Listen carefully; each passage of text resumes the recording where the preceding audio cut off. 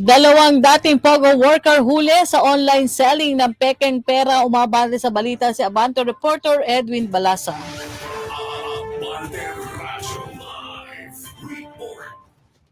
Dinampot ng mga tauhan ng Philippine National Police Anti-Cybercrime Group sa Las Piñas ang dalawang lalaking sangkot umano sa online na bentahan ng mga pekeng pera. Ayon kay PNP ACG Director Police Brigadier General Bernard Yang, dating empleyado ng POGO ang mga suspect na kinilalang sina alias Aguila 30 anyos at USA 18 anyos. Nag-ugat ang operasyon sa sumbong ng Bangko Sentral ng Pilipinas hinggil sa talamak na pagbebenta ng counterfeit currency sa social media. Nakumpirma ito sa cyber patrolling ng ACG kung saan napagalamang 150 pesos lang ang benta sa bawat peking 1,000 peso bill. Sa mismong entrapment nasabat sa mga suspect ang 150 piraso ng mga peking pera, mga peking perang papel na tig 1,000.